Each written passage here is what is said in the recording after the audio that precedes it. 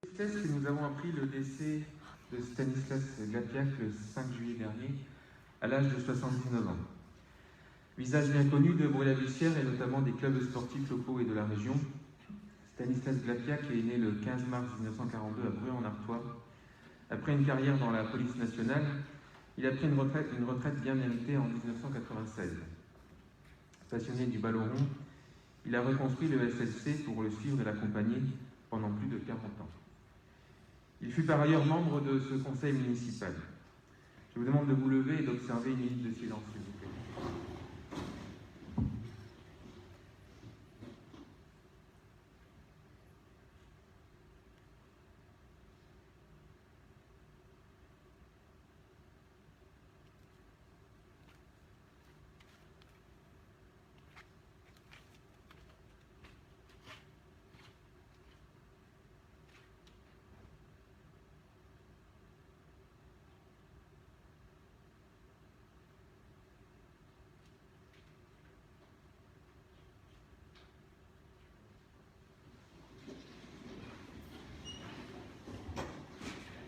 Je vais laisser la parole à Mathieu pour faire l'appel, s'il vous plaît.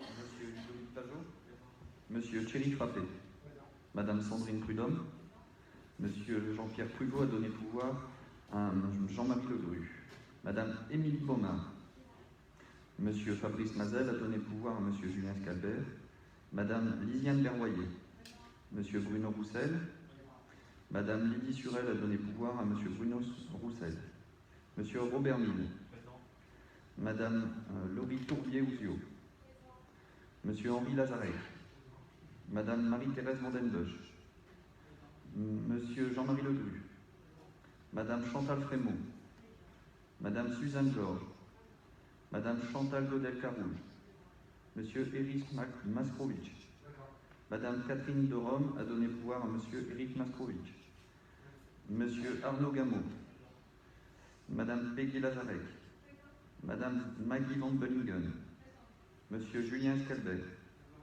Monsieur Jérémy Desgréaux, Madame Élodie Lecaille-Beguin a donné pouvoir à Monsieur Robert Mille, Madame Caroline Bieganski a donné pouvoir à Monsieur Ludovic Pajot, Monsieur Thibault Bagnol, Monsieur Philippe Prudhomme, Monsieur Patrick Tourtois, Madame Marlène Zingero-Rota, absente, Madame Sabine Kowalczyk, Monsieur Frédéric Lecieux, Madame Anne Budinec a donné pouvoir à Madame Sabine Kowalczyk, Madame Chloé Houillet, Monsieur Arnaud Vanderago. Le quorum est atteint, Monsieur le maire. Merci beaucoup. Désignation du secrétaire de séance, Thibault Mayol. Y a-t-il des oppositions, des abstentions? Je vous remercie. Tout d'abord, compte rendu des décisions prises par le maire. Pas d'intervention sur ces décisions? Je vous remercie. Première délibération, Bruno Roussel. Bonjour à toutes et à tous. La délibération porte sur l'implantation commerciale sur le territoire. Soumission des projets à la Commission départementale d'aménagement commercial, la CDAC, pour la modification du seuil de surface. Dans le but de limiter l'implantation anarchique des commerces en entrée de ville et de village, en dehors de la centralité, il est proposé de délibérer sur la possibilité de soumettre à la CDAC tout projet d'implantation d'une surface supérieure à 300 m². Ces installations captent la clientèle sur le trajet domicile-travail et impactent très négativement l'activité des centres-villes. Cette mesure permettrait que les enseignes qui jouent les règles de la CDAC, en s'implantant en format très légèrement inférieur à 1000 m², puissent obtenir ensuite de la CDAC une extension, en arguant qu'ils sont déjà installés. Il s'agit donc de conforter la capacité de régulation des implantations pour favoriser le maintien du développement du commerce de proximité, essentiel pour la vie de notre territoire. Par ailleurs, cette délibération n'aura pour effet que de donner la possibilité de soumettre à la CDAC des projets identifiés comme sensibles à l'occasion du dépôt de permis de construire. Il reviendra alors d'engager formellement cette saisine de la CDAC en cas de nécessité. Merci. Y a-t-il des interventions? Non. Je mets au vote. Qui est contre? Qui s'abstient? C'est adopté. Je vous remercie. Délibération suivante. Éric Maskrovitch. Bonjour à toutes et à tous. Projet d'extension du cimetière de la Bussière, acquisition du terrain non bâti, rue de la Libération, auprès de monsieur et madame Etienne de Thor. La municipalité souhaite procéder au réaménagement des abords du cimetière de la Bussière, situé rue de la Libération, et de se constituer une réserve foncière destinée à l'agrandissement de celui-ci. À cet effet, la collectivité pourrait procéder à l'acquisition de 2 terrains nus auprès de monsieur et madame Etienne de Thor, comme repris ci-dessus. Alors, terrain numéro 1, acquisition d'une parcelle non bâtie située en front à rue, cadastrée, d'une superficie de 133 mètres carrés à confirmer après arpentage. Cette transaction pourrait se réaliser moyennant le prix de 10 € le mètre carré. Cette parcelle fera l'objet d'un classement dans le domaine public communal. Terrain numéro 2, acquisition d'une parcelle non bâtie, cadastrée, pour une superficie d'environ 2200 mètres carrés, à confirmer après arpentage. Cette transaction pourrait se réaliser moyennant le prix de 5 € le mètre carré. Cette acquisition est effectuée par la constitution d'une réserve foncière. Le prix des transactions ne nécessite pas la consultation du pôle évolution domaniale, celui-ci étant inférieur au seuil obligatoire. Tous les frais occasionnés par cette acquisition, bornage, notaire, poste de clôture, etc., seront pris en charge par la collectivité. La signature de la promesse de vente et d'actes authentiques pour être confiée à l'étude de Maître Condette, notaire de Béthune. Merci beaucoup. Est-il des interventions? Non, je mets au vote. Qui est contre? Qui s'abstient? C'est adopté. Je vous remercie. Délibération suivante. Thierry Frappé. Merci. Bonjour à toutes et à tous. La délibération suivante concerne la résidence Grinval avec une acquisition délaissée de terrain pour classement dans le domaine public communal. La société immobilière de l'Artois, la SIO, est toujours propriétaire de terrains en nature, d'espaces verts et à l'usage du public qui sont cadastrés 482 AC, 434, 436, 438, 439 et 440 pour une superficie totale de 741 mètres carrés. Par courrier en date du 3 décembre 2020, la SIA a informé la commune de son souhait de procéder à la cession, moyennant l'euro symbolique des 10 terrains pour une intégration dans le domaine public communal, de manière à régulariser la domanialité de cette emprise privée ouverte à l'usage du public. Les prix de vente annoncés ne nécessitent pas la consultation du pôle évaluation domaniale, ceci étant inférieur au seuil obligatoire. Tous les frais liés à ces acquisitions, géomètre, notaire, pose éventuelle d'une clôture ou autre, seront à charge de l'acquéreur. Merci. J'ai des questions, pas d'intervention. Je mets au vote. Qui est contre? Qui s'abstient? C'est adopté. Je vous remercie. Délibération suivante. Émilie Baumard. Bonjour à toutes et à tous. La municipalité a décidé de supprimer la section du centre d'action sociale de la commune associée de la Bussière afin que la commune de Bruay-la-Bussière mène une seule et même politique sociale sur l'ensemble du territoire communal. Lorsque la section du centre d'action sociale d'une commune associée est supprimée, la commune peut transférer toute ou partie de ses attributions mentionnées au Code de l'action sociale et des familles au centre communal d'action sociale de la commune. Il est donc proposé de supprimer la section du CCAS dotée de la personnalité juridique de la commune associée de la Bussière à compter du 1er septembre 2021, d'exercer à compter du jour où la suppression prend effet directement les compétences anciennement dévolues à la section du centre d'action sociale de la commune associée de la Bussière à travers le centre communal d'action sociale de la commune de Bruay-la-Bussière, communément appelé CCAS de Bruay-la-Bussière. De transférer à compter du jour où la suppression prend effet les éléments actifs et passifs de la section du centre d'action sociale de la commune associée de la Bussière, ainsi que tous les droits et obligations de cet établissement au CCAS de la commune de Bruay-la-Bussière. D'en informer par courrier les membres du comité de la section du centre d'action sociale de la commune associée de la Bussière et d'autoriser Monsieur le maire à signer les actes nécessaires. Je vous remercie. Merci. Y a-t-il des interventions? Oui.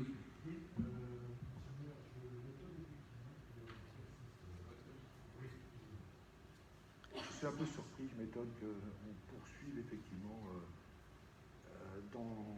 dans cet acharnement contre la ville de la Buissière, notamment en actant là la suppression de ce CCAS. On justifie cette suppression par une prétendue harmonisation des aides qui sont portées, alors que je suis certain que ces aides effectivement sont aujourd'hui harmonieuses puisqu'elles relèvent tous du réglementaire. Donc cette motivation me paraît effectivement non justifiée. Y a-t-il d'autres interventions? Oui, monsieur Prenot. Oui, monsieur le maire, monsieur le conseiller, chers collègues, je crois qu'il y a 3 éléments dans cette décision. Il y a un élément juridique, il y a un élément administratif, technique, et il y a un élément humain. L'élément juridique, la loi le permet. Donc vous n'êtes pas dans l'illégalité à proposer au Conseil de prendre une telle décision. La loi de 2015 est claire, c'est une possibilité. L'élément administratif et technique, j'ai tout au long de ma carrière, entre guillemets, politique, en modeste, toujours milité contre les strates, contre la gabegie, contre les coûts qui sont souvent plus orientés pour satisfaire des prébendes ou des enrichissements personnels, ou simplement des dédommagements, plutôt qu'à l'utilité effective sur le terrain. Donc tout ce qui va dans le sens d'une compression des coûts, dans l'intérêt du contribuable, dans l'intérêt d'une visibilité également de l'action d'une municipalité, je trouve ça assez logique. Ceci étant, le troisième facteur est plus compliqué, c'est un facteur humain. Facteur humain qui s'inscrit à un moment, qui arrive à un moment, enfin qui doit être plutôt pris en considération à un moment polémique, entre guillemets. Puisqu'il existe une querelle, entre guillemets, dont le fondement est purement politique, bien évidemment, sur la diffusion. Et je crains qu'il y ait une visibilité, on vient de parler d'acharnement, qu'il y ait une visibilité de la décision que vous nous proposez de prendre, qui alimente un feu. Je pense que ce n'est pas souhaitable. Je pense qu'il faut donner du temps au temps. Il faut expliquer, il faut convaincre, il faut en tout cas rationaliser. Et rationaliser, c'est d'abord obtenir l'adhésion de la population aux mesures de rationalisation qui semblent s'imposer dans un contexte budgétaire difficile et en tout cas dans un moment où les contribuables cherchent à ce qu'on réduise les coûts de fonctionnement des collectivités. Donc, je vais vous proposer de reporter sagement, entre guillemets, modestement dit, sagement cette décision, afin qu'il y ait tout un travail de terrain qui soit fait, de préparation des esprits, d'explication, de démonstration aussi de la réalité des économies de coûts qui peuvent être induites par cette décision. Donc, pas d'opposition de principe, mais le moment ne me semble pas choisi, compte tenu, je le répète, du contexte. Je pense qu'il serait sage de reporter cette décision que je vous demande. Si vous ne le souhaitez pas, ce qui est parfaitement dans votre droit, je m'abstiendrai, monsieur le maire. Alors également, petite question de forme, mais c'est un clin d'œil, monsieur le maire, c'est que l'entête de la note de synthèse propose, enfin, fait état de ce que la municipalité a décidé, ce qui paraît un peu contradictoire ensuite avec une proposition de vote pour supprimer la décision. Donc je pense qu'il aurait été plus adroit d'indiquer que la municipalité envisage pour ensuite faire valider cette proposition par le conseil municipal. Je vous remercie, monsieur le maire. Merci. Y a-t-il d'autres interventions? Non? Bon, je vais répondre. Déjà, au risque d'en décevoir certaines et certains, comme je l'ai rappelé plusieurs fois au maire délégué de la commune associée de la Buissière, il ne s'agit pas d'un centre communal d'action sociale, mais bel et bien d'une section. Il y avait hier, il y aura toujours demain, qu'un seul et unique centre communal d'action sociale sur le territoire municipal. J'ai lu et entendu certaines remarques. Je pense notamment à Mme Sudy qui s'interroge sur la légalité d'une telle délibération, arguant qu'il y aurait un conseil d'administration de la section du centre d'action sociale de la commune associée. Vous l'avez rappelé tout à l'heure, M. Prudhomme. Je dirais que c'est une méconnaissance des dossiers, car si un CCAS est bel et bien administré par un conseil d'administration, il n'en est pas de même pour une section d'un centre d'action sociale d'une commune associée. Conformément à l'article R. 123-33 du Code de l'action sociale et des familles, la section du centre d'action sociale est gérée par un comité. Là aussi, évidemment, je veux dire que nous avons travaillé en lien avec les services de l'État depuis de nombreux mois. Cette suppression est prévue à l'article L. 2113-16 du Code général des collectivités territoriales, dans sa forme issue de l'article 25 de la loi de réforme territoriale du 16 décembre 2010 modifiée. Cette suppression a pour objectif d'harmoniser sur l'ensemble du territoire municipal les politiques publiques dans les domaines de l'action sociale au sens large. Avoir une seule et même politique sociale sur le territoire municipal. Ne plus avoir de distinction et, disons-le, ne plus créer chez les Brouésiennes et les Brouésiens des distinctions. Je n'accepte pas ces différences. Il ne vous aura pas échappé que la section actuelle du Centre d'action sociale de la commune associée n'a pas souhaité bénéficier des économies attendues avec le groupement de commandes voté par le conseil municipal le 10 avril dernier. Il ne vous aura pas échappé non plus que bon nombre de nos concitoyens résidant sur le territoire de la commune associée n'ont pas trouvé normal de ne pas avoir le même colis, et disons-le, d'avoir un colis moins bien en décembre dernier. La loi de la République nous permet donc de supprimer cette structure administrative supplémentaire. Dans 2 ans, nous ferons un point d'étape sur cette suppression et en tirerons un premier bilan. Mais je l'ai dit ici, la proximité sera accentuée et une annexe du centre communal d'action sociale sera maintenue sur le territoire de la commune associée. Nous aurons également 2 navettes pour toute la commune. Je le dis aussi, nous venons par cette délibération davantage pérenniser la poste communale de la Bussière. Isabelle Dudlieu a omis de dire qu'en tant que présidente du comité de la section du centre d'action sociale de la commune associée, la gestion n'était pas totalement clean. Là encore, des fonctionnements anormaux hérités du passé, hérités d'une volonté d'autonomie du conseil consultatif de la commune associée. Qui peut m'expliquer comment, juridiquement, la majorité d'hier et le maire délégué de la commune associée de la Bussière peuvent-ils justifier l'utilisation de la subvention accordée par le conseil d'administration du CCAS de Bruy-la-Bussière à la section du centre d'action sociale de la commune associée de la Bussière pour assurer un service de poste communal. Je vous le dis ici en toute clarté, ce fonctionnement était illégal et nous devrons d'ailleurs revenir dessus au prochain conseil municipal. Pour rappel, une agence postale communale est encadrée par une convention entre le groupe La Poste et une commune ou intercommunalité. En échange de la mise à disposition d'un ou de plusieurs agents communaux, La Poste maintient un service public de proximité et verse une contrepartie financière. Les CCAS et CIAS n'ont aucune prérogative en la matière et encore moins une section d'un centre d'action sociale.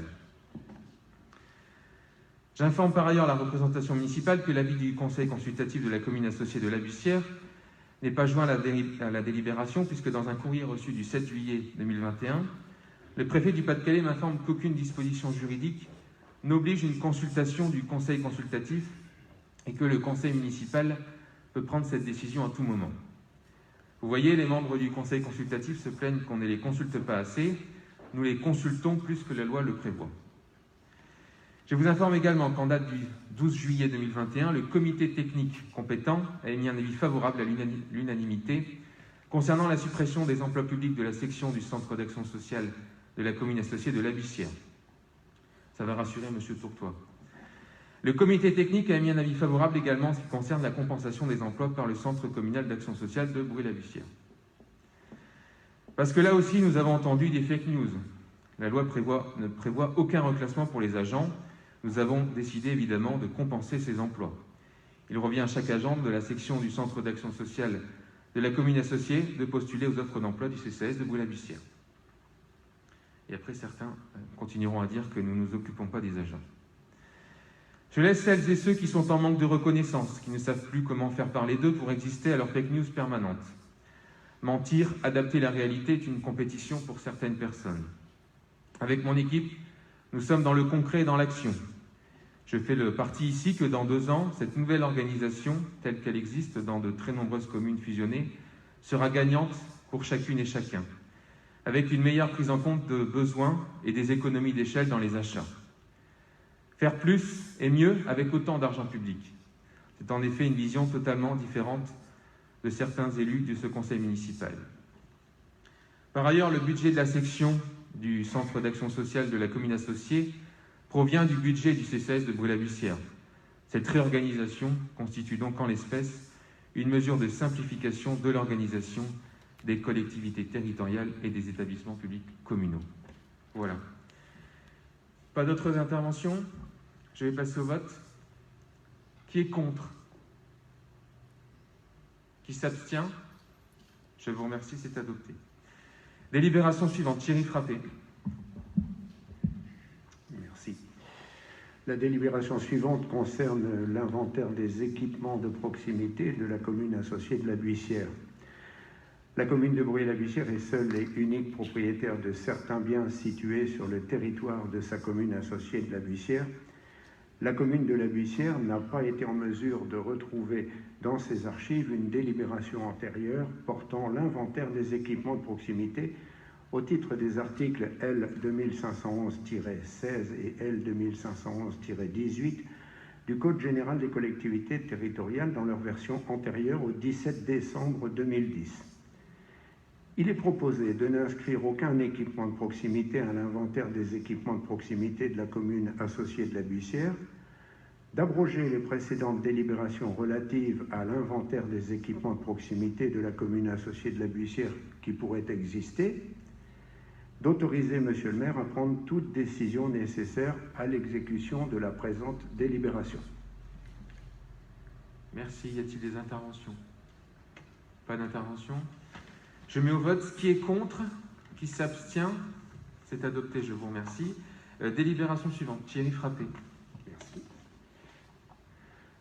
La délibération suivante concerne la gestion de tout équipement ou service de la commune de Brûle-à-Bussière au conseil consultatif de la commune associée. La commune de Brûle-à-Bussière est donc seule et unique propriétaire de certains biens situés sur le territoire de sa commune associée de la Buissière. Le conseil municipal de Brûle-à-Bussière exerce des compétences dans la gestion d'équipements ou services de la commune de Brûle-à-Bussière. Il est proposé de ne pas déléguer au conseil consultatif de la commune associée de la Buissière la gestion d'équipements de la commune de Brûle-à-Bussière, de ne pas déléguer au conseil consultatif de la commune de la Buissière la gestion de services de la commune de Brûle-à-Bussière et d'autoriser Monsieur le maire à prendre toute décision nécessaire à l'exécution de la présente délibération. Merci. Y a-t-il des interventions? Je peux mettre au vote. Qui est contre? Qui s'abstient? C'est adopté, je vous remercie. Délibération suivante, Sandrine Prudhomme. Bonjour à toutes et à tous. La délibération porte sur l'admission de non-valeur et Monsieur le Trésorier sollicite l'admission en non-valeur de produits irrécouvrables de créances d'impayés pour les montants détaillés ci-dessous. Je vous remercie. Merci. Y a-t-il des interventions? Non, je mets au vote. Qui est contre? Qui s'abstient? C'est adopté, je vous remercie. Délibération suivante, Sandrine Prudhomme. La délibération concerne le remboursement des frais d'affranchissement dus par le CIVOM de la communauté du Brésil à la ville de Brûle-à-Bussière pour l'année 2020. Depuis juin 2010, l'utilisation de la machine à affranchir est mutualisée entre les services de la ville de Brûle-à-Bussière et les services du CIVOM de la communauté du Brésil. Au regard de l'arrêt mensuel réalisé et retracé dans le tableau ci-joint, il est proposé au CIVOM de rembourser à la ville les frais engagés par celle-ci au titre de l'exercice 2020 pour un montant de 21 024,09 € répartis de la sorte. 18 841,58 au titre du budget principal, 787,58 au titre du budget annexe SSIAD et 1 394,93 € au titre du budget annexe EHPAD. Merci. Y a-t-il des interventions? Non, je mets au vote. Qui est contre? Qui s'abstient? C'est adopté, je vous remercie. Délibération suivante, Laurie Tourbier. Bonjour à toutes et à tous. Donc, la délibération concerne la modification des attributions de subventions 2021 des associations de Brûle-à-Bussière et de la Buissière. Par délibération en date du 10 avril 2021, le conseil municipal a autorisé le versement de subventions aux associations de Brûle-à-Bussière et de la Buissière. Au regard de l'activité de certaines de ces associations, il est proposé de modifier le montant initialement versé pour les attributions de subvention 2021, tel que défini dans le tableau annexé. Merci. Merci. Si des interventions, non, je mets au vote. Qui est contre? Qui s'abstient? C'est adopté, je vous remercie. Délibération suivante, Thierry Frappé. La délibération suivante concerne l'approbation du rapport relatif à la commission mixte permanente de contrôle, CMPC, relative à la mutualisation des services du CIVOM de la communauté du Brésil et de la ville de Bruay-la-Bussière pour l'exercice 2020. Dans le cadre de la mutualisation des services du CIVOM de la communauté Brésil et de la ville de Bruay-la-Bussière, la commission mixte permanente de contrôle se réunit annuellement pour arrêter les coûts incombant à chacune des collectivités, proposer une répartition de ces charges et vérifier annuellement les décomptes financiers des services mutualisés. La CMPC s'est réunie le 14 juin 2021. Elle a établi son rapport pour l'exercice 2020 dans un tableau annexé, c'est l'annexe 2. Chacun des postes de la Direction générale et des services mutualisés, les tableaux présentés reprennent d'une part les coûts pris en charge par le CIVOM de la communauté du Brésil et d'autre part les coûts pris en charge par la ville de Bruay-la-Bussière. Pour rappel, les charges et salaires liés à ces postes mutualisés ont au cours de l'exercice 2020 d'ores et déjà fait l'objet de remboursements par la ville de Bruay-la-Bussière ou le CIVOM, aux conditions adoptées par les deux collectivités. Au regard du rapport financier 6 juin retravaillé et validé par les représentants des deux collectivités, il convient d'approuver le remboursement de la somme de 64 427,97 € au CIVOM de la communauté du Brésil. Merci. Est-il des interventions? Non, je mets au vote. Qui est contre? Qui s'abstient? C'est adopté, je vous remercie. Délibération suivante, Sandrine Prudhomme. Elle concerne la commune associée de la Bussière avec la modification de la dotation à l'état spécial pour l'exercice 2021.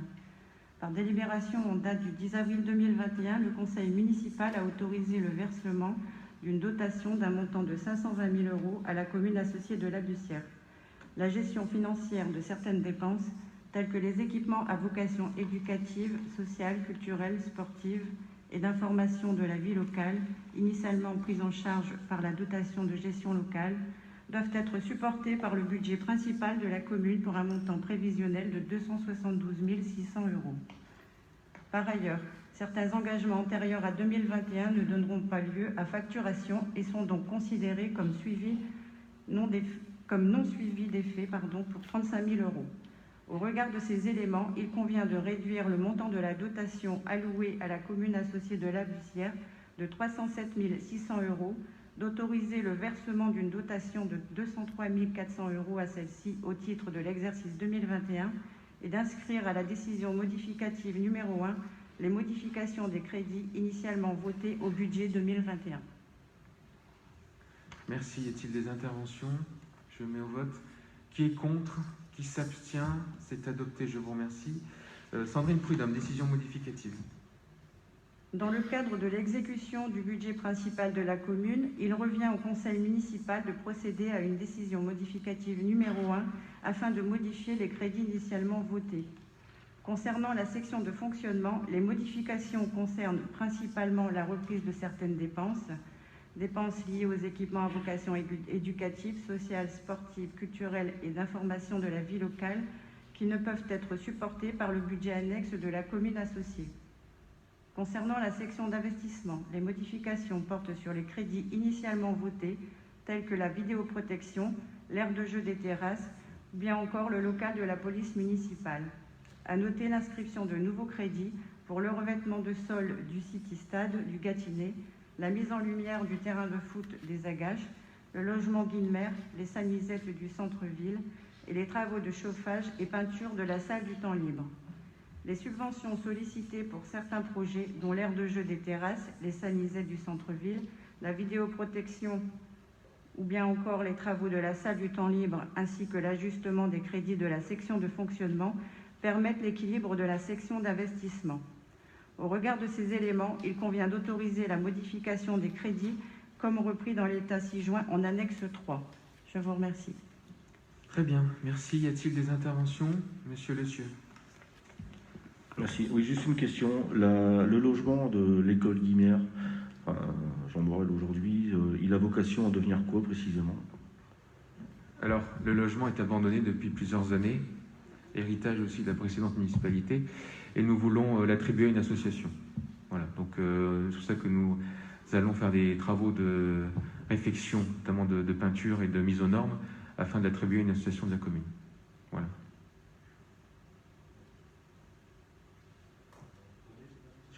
Oui, c'est l'association Fait l'un pour l'autre. Dans le cadre des obligations maintenant des collectivités de stériliser les chats errants, et comme nous avons un partenariat avec cette association, nous allons leur donner un local. Voilà. Merci. Pas d'autres interventions?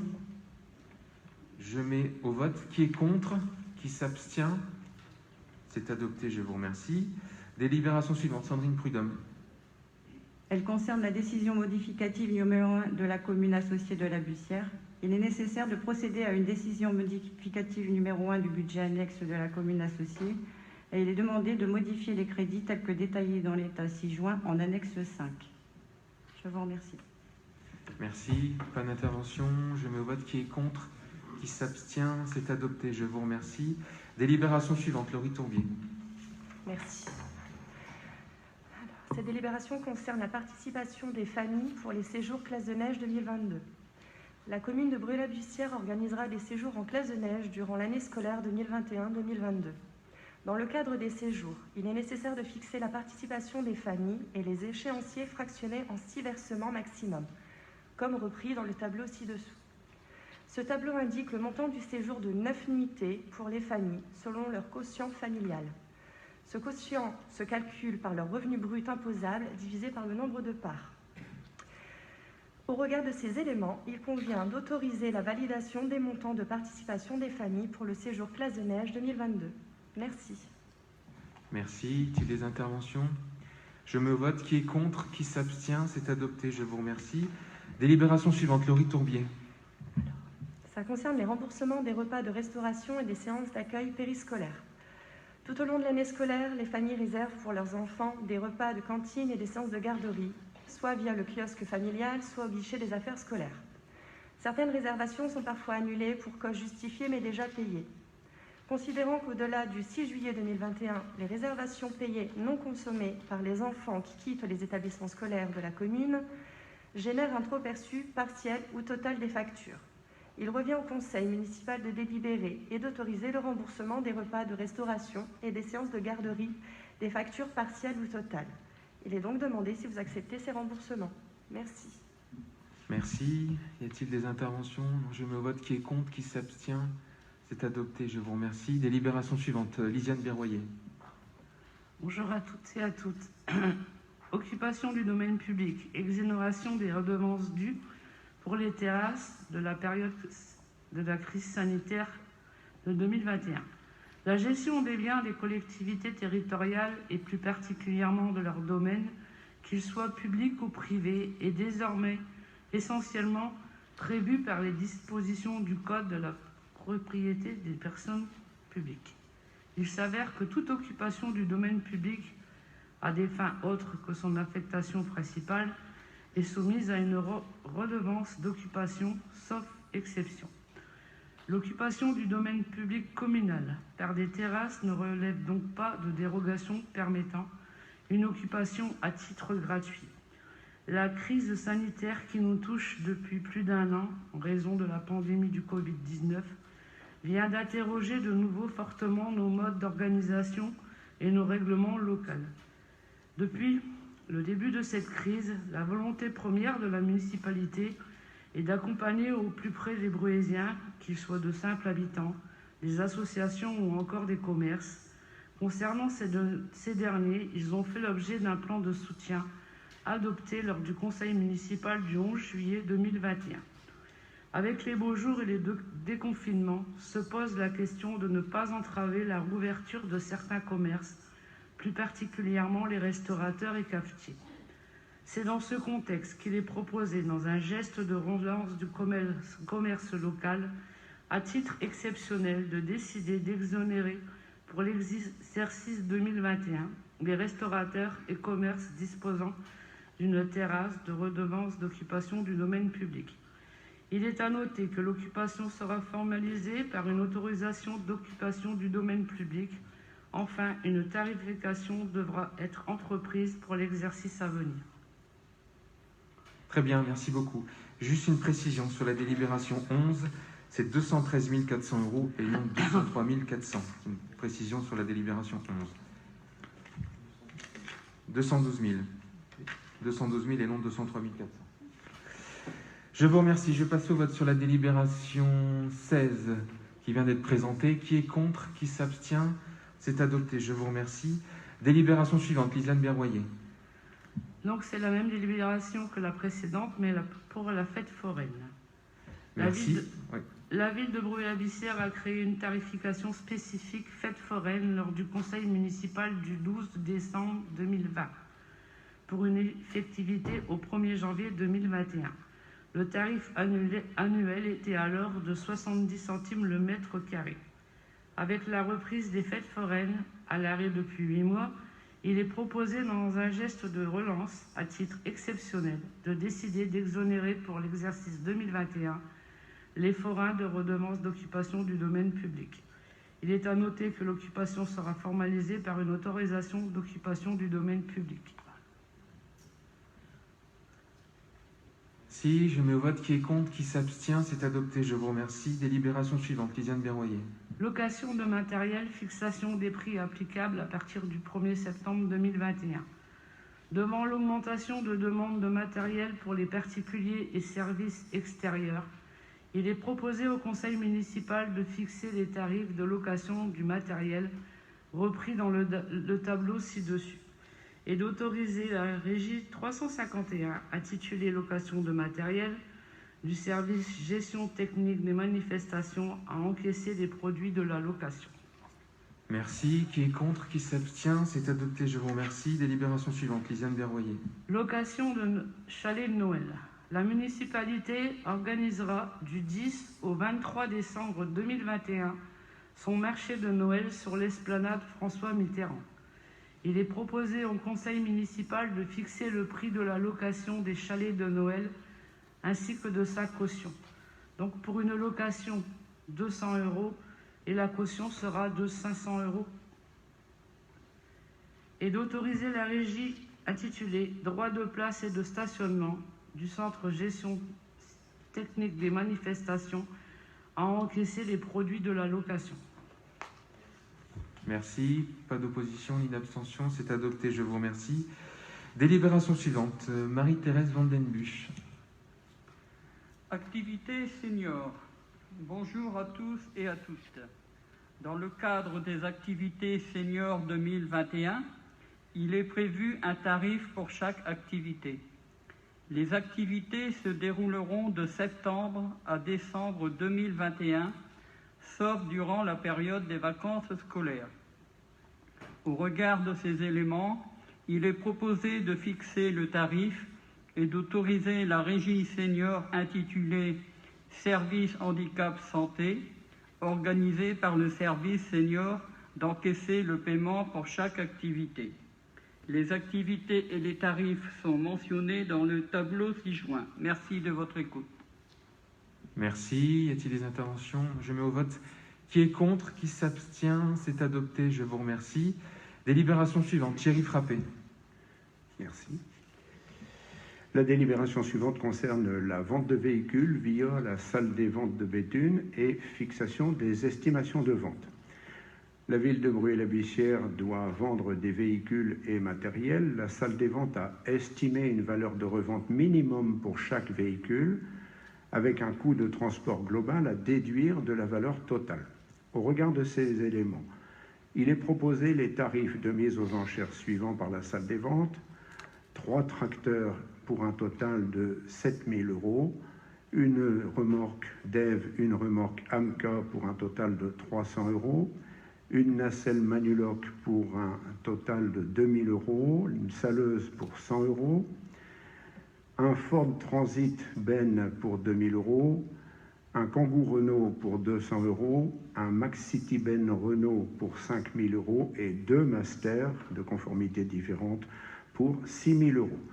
Le total estimatif est de 22 600 € TTC, déduction faite des 1 860 € TTC de frais d'enlèvement par la salle des ventes.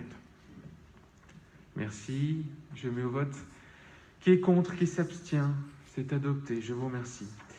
Délibération suivante. Modification du temps de travail dans le cadre de l'application de la loi du 6 août 2019 de transformation de la fonction publique. Le temps de travail légal de la fonction publique est de 1607 heures par an. Le temps de travail à Bruy-la-Bussière est actuellement fixé à 1516 heures pour un agent à temps complet avec 248 heures de congés payés.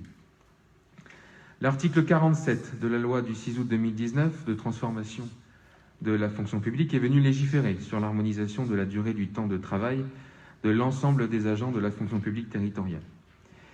Il y a donc lieu de revenir à un temps de travail annuel de 1607 heures qui ouvre de nouvelles possibilités d'organisation du temps de travail et d'amélioration du service rendu aux usagers. Ainsi, dans une démarche de concertation étroite avec les représentants du personnel, le comité technique s'est réuni à plusieurs reprises. De réunions d'information avec les représentants du personnel les 3 et 25 mai 2021, avec la remise d'un document pour préfigurer le futur protocole d'accord sur l'aménagement et la réduction du temps de travail. Un document de synthèse et d'information à destination de l'ensemble des agents distribué avec les bulletins de salaire en avril 2021. Un questionnaire distribué à l'ensemble des responsables et chefs de service de la mairie de Bruy-la-Bussière afin de mieux identifier la mise en place opérationnelle de ce dispositif réglementaire. Le nouveau protocole du temps de travail présenté au personnel communal lors d'une réunion le 30 juin 2021 prendra donc effet le 1er janvier 2022 selon les modalités qui sont indiquées dans cette délibération. Et donc après validation du supérieur hiérarchique, la répartition du temps de travail hebdomadaire s'effectuera selon 2 options. Donc les agents adopteront un profil de 37 heures semaine sur 4 jours et demi ou sur 5 jours. Il est précisé que pour les agents en temps partiel ou à temps non complet, le décompte de jours de congé et de RTT est calculé au prorata. Voilà, y a-t-il des interventions sur cette délibération? Monsieur Lecieux. Merci. Oui, juste pour savoir quel avis a recueilli le comité technique et quelle est la position des syndicats au sein de ce comité technique. Est-ce que eux, parce que le CT peut avoir un avis favorable, mais quelle est la position des organisations syndicales sur ce que vous leur proposez? Alors, ils ont voté contre par principe pour s'opposer à cette loi de 2019 de transformation de la fonction publique, mais ils sont ouverts au dialogue et donc il y a plusieurs réunions qui sont prévues dans les semaines et mois qui viennent justement pour travailler avec les syndicats, mais ils ont pris une position de principe en opposition non pas au protocole d'accord de la municipalité, mais une opposition aux 1607 heures imposées par le gouvernement. Voilà. Oui, monsieur Prudhomme. Monsieur le maire, est-ce qu'on connaît le taux d'absentéisme et son évolution depuis quelques années?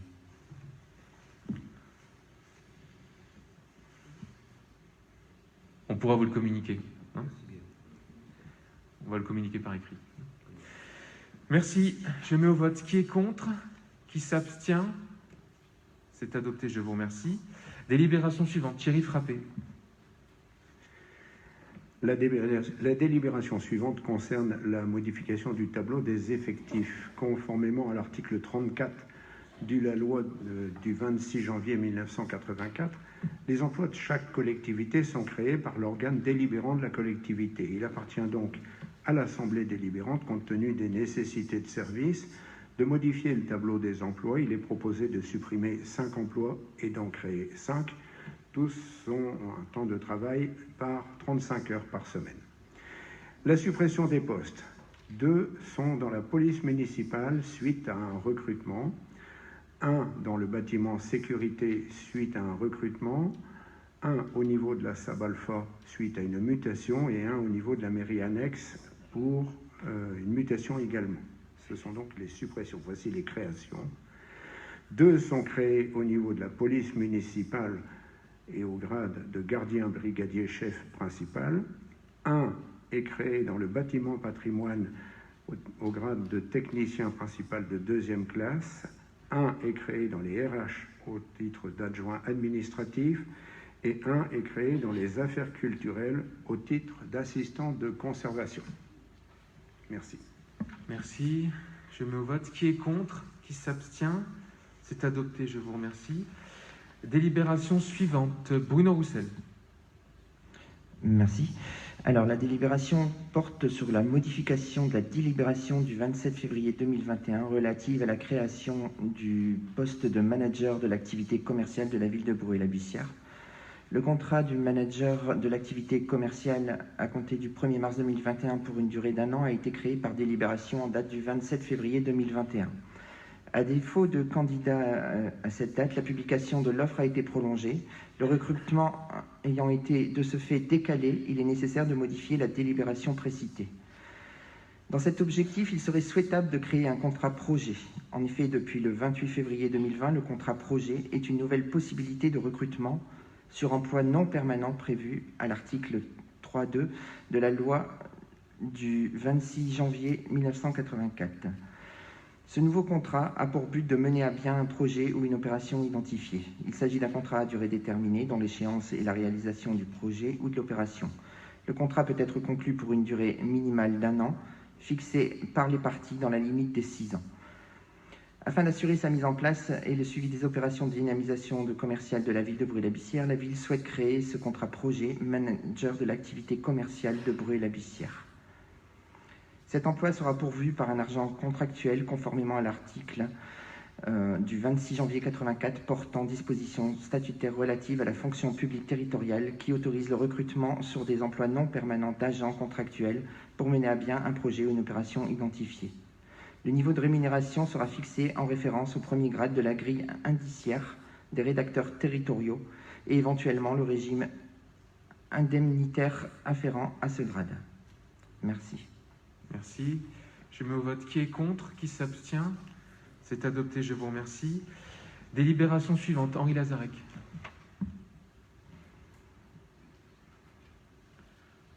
Bonjour à toutes et à tous. La délibération concerne le régime indemnitaire applicable à la filière police municipale. Suite à la création d'un service de police municipale au sein de la ville de Bruay-la-Bussière, et compte tenu du nombre de délibérations existantes et dans un souci de lisibilité, il avait été proposé d'instituer dans une délibération unique le régime indemnitaire applicable aux agents appartenant à la filière police municipale. Le conseil municipal a délibéré en date du 27 février 2021 sur le régime indemnitaire de la police municipale. À la demande des services préfectoraux, il est nécessaire de formuler une nouvelle délibération. En raison de la spécificité des fonctions exercées et de l'absence de corps assurant les missions équivalentes de la fonction publique d'État, le régime indemnitaire des agents relevant de la filière police municipale fait l'objet d'une construction autonome résultant de l'article 68 de la loi du 16 décembre 1996 et par dérogation de l'article 88 de la loi 84-53 du 26 janvier 1984 modifié. Le régime indemnitaire de la filière police municipale est composé de l'indemnité spéciale mensuelle de fonction des personnels de police municipale pour les cadres d'emploi des chefs de service de police municipale, des agents de police municipale et des gardes champêtres et de l'indemnité d'administration et de technicité, IAT, applicable aux chefs de service de police municipale jusqu'à l'indice brut 380 et au cadre emploi des agents de police municipale et aux gardes champêtres. Merci. Merci. Je mets au vote. Monsieur Prudhomme. Opinion sur l'initiative prise par le CIVOM du Béthunois de créer un service intercommunal de police municipale. Votre appréciation de l'idée, tout simplement, et de la potentielle efficacité sur le terrain. La sécurité, c'est l'une des préoccupations les plus importantes des habitants. Toutes les enquêtes d'opinion le démontrent. Voilà, je n'ai pas forcément d'opinion à donner sur ce que le président du CIVOM a décidé. Juste, je pense que ça répond à une attente des petites communes, des communes rurales qui n'ont pas forcément les capacités financières pour avoir des polices municipales et qu'il est évident que le fait de mutualiser à plusieurs communes avec une police intercommunale. Je pense que voilà, ça peut permettre de résoudre des problèmes d'insécurité dans les petites communes, parce que maintenant, il y a aussi des problèmes d'insécurité dans les petites communes, des problèmes de vitesse excessive, etc. Et donc, je pense que ça peut être une réponse afin de permettre aux petites communes aussi d'avoir une police de proximité. Envisager pour le Bruaisis de prendre la tête d'une telle initiative. Bruay-la-Bussière, c'est 22 000 habitants. Donc nous avons la capacité d'avoir une police municipale importante sur la commune qui va monter en puissance dans les années qui viennent. Voilà. Après, je pense que la taille de la strate de la commune fait que nous sommes autonomes et nous pouvons avoir une police municipale. Mon propos n'était pas tant sur la capacité, bien sûr, Bruay a la capacité, mais plutôt sur ce que je vais appeler l'interconnexion et l'efficacité de terrain, compte tenu que Bruay est quand même inscrite dans une conurbation, puisqu'il y a des zones frontalières, il y a une interpénétration des territoires avec les communes voisines qui est très forte. Oui, bien sûr. Après, ça engendre une nécessité de monter en effectif. Voilà, c'est engendre des conséquences. La porte est ouverte, évidemment. Si d'autres communes aux alentours souhaitent mutualiser avec nous la police municipale, la porte est ouverte. Après, voilà, je sais qu'il y a d'autres communes comme Calonne ou Divion qui vont mutualiser leur police rurale. Voilà, il y a des initiatives qui sont effectuées dans les communes aux alentours. Mais c'est vrai que c'est une préoccupation importante aujourd'hui. Et j'en profite de cette délibération pour informer la population que nous sommes en train de finaliser avec les services de la préfecture les autorisations pour nos policiers municipaux pour qu'ils soient armés, et que donc la police municipale sera pleinement opérationnelle avant la rentrée et ils pourront patrouiller la nuit. Un numéro sera bientôt dédié aux habitants afin d'avoir une police municipale qui puisse répondre aux problèmes d'insécurité, notamment le soir, qui sont assez récurrents sur la commune de Bruay-la-Bussière.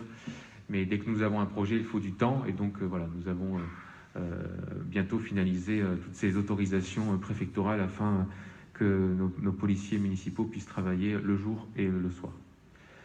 Voilà, je mets au vote cette délibération. Qui est contre? Qui s'abstient? C'est adopté, je vous remercie. Délibération suivante, Thierry Frappé. Merci.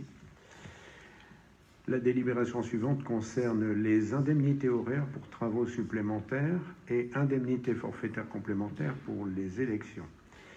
Une actualisation concernant les heures supplémentaires a été effectuée par délibération en date du 27 février 2021 afin d'apporter certaines modifications pour être en adéquation avec la réglementation en vigueur. Suite à la démutualisation des services, il apparaît nécessaire de mettre à jour le tableau annexé, annexe 6, pour y inclure le service de ressources humaines, finances, marchés publics et informatique.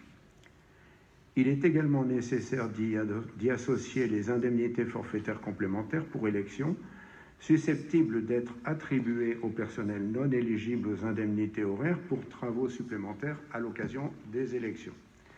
L'article 2 de la délibération rappelle que la compensation des heures supplémentaires doit préférentiellement être réalisée sous forme d'un repos compensateur. À défaut, elle donne lieu à indemnisation dans les conditions qui sont détaillées ensuite pour les deux catégories concernées. Merci. Merci, je mets au vote. Qui est contre? Qui s'abstient? C'est adopté, je vous remercie. Délibération suivante, Thierry Frappé.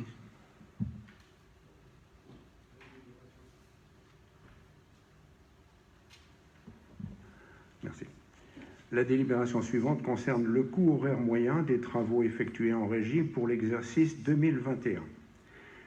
Les employés communaux sont amenés à effectuer des travaux qui auraient pu être réalisés par une entreprise. Ces travaux réalisés en régie par les équipes techniques permettent d'entretenir et de valoriser le patrimoine de la collectivité. Chaque exercice, ils font l'objet d'un traitement comptable de valorisation afin de les intégrer dans l'actif de la collectivité. Ces écritures comptables se fondent sur un coût global comprenant le coût réel des fournitures et le coût du personnel technique. Ce dernier est basé sur un taux horaire appliqué au nombre d'heures réalisées par le personnel dans le cadre des travaux en régie.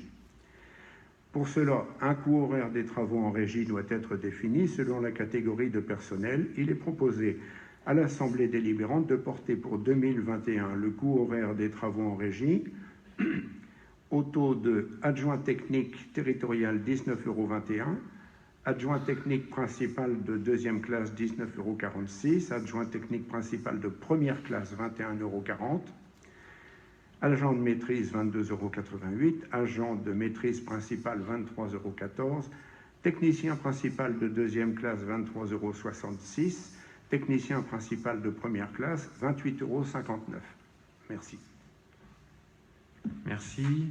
Je mets au vote qui est contre, qui s'abstient, c'est adopté, je vous remercie. Délibération suivante, Julien Escalbert. Bonjour à toutes et à tous. La délibération suivante concerne le service des sports et la mise à disposition de personnel 2021-2022. Dans le cadre des actions menées par le service des sports de la ville de Bruay-la-Bussière, ce dernier est amené à mettre à disposition de plusieurs associations sportives bruaysiennes du personnel territorial. Ces personnels seraient répartis comme suit. USOBL Football, 14h30. USOBL Basket, 17h. USOBL Baby Basket, 2h. Arto Athlétisme, 2h30. USOBL Gymnastique, 9h. USOBL Escrime, 10h. USOBL Box, 10h. La loi du 2 février 2007 dispose que la mise à disposition de personnel ne peut s'effectuer à titre gracieux. Ces associations rembourseront donc la ville de Bruay-la-Bussière sur la base d'un état semestriel récapitulatif effectué par ses services municipaux.